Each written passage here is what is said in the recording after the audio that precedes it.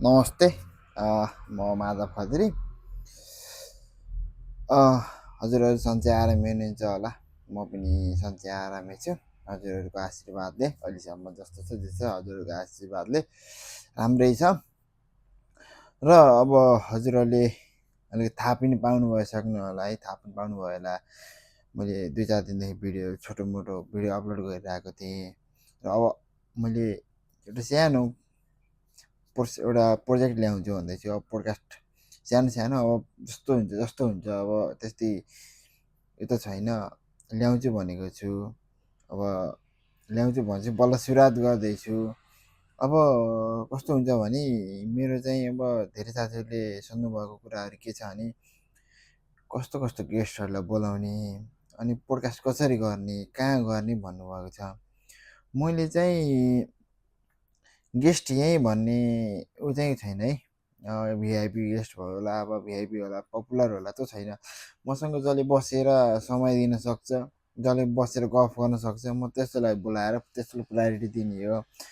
कसैको मनमा कुरा हुन्छ नि, अब म यस्तो कुरा गर्न पाएँ भने त कसैको मनमा कुरा छ भने त्यस्तो मान्छेलाई ल्याउने हो। र अनि अलिकति समाजसेवी जस्तोलाई ल्याउने हो। बिस्तारै गर्दै जान्छु। अब कस्तो हुन्छ, कस्तोसँग समेट्छु मैले। अनि म फेरि यस्तो छ, अब मैले मेरो लोकेसन चाहिँ यही हो भन्ने भन्दिनँ। म बस्ने रुममै पनि हुनसक्छ है। पार्कमा गरम भने पनि म ओके छु। पार्कमा गएर बसेर गर्दा नि हुन्छ। अनि कसैको उसमा अब केही घरमै गएर पनि ल आज यति बनाऊँ न है भने पनि म ओके छु। त्यस्तो मेरो यही नै बनाउनु पर्छ भन्ने छैन। म बनाउँछु, अब कता कता गर्दै हिँड्छु। मैले अब सायद नेक्स्ट सन्डेतिर एउटा भिडियो चाहिँ हामी गर्छौँ, भिडियो बनाउँछौँ। अब त्यो भिडियोले कस्तो प्रतिक्रिया दिन्छ। र अब मेरो प्रत्येक हप्ता कि त शुक्रबार कि त आइतबार चाहिँ मेरो भिडियो पोस्ट हुन्छ। कसैलाई मनमा लागेको छ म यसँग बोल्न पाउँछु भने हजुरहरूले कमेन्ट गर्नु, हजुरहरूलाई बोलाउँछु। म हजुरहरूको पालै गरेर म हजुरहरूसँग नि बसेर गफ गर्छु।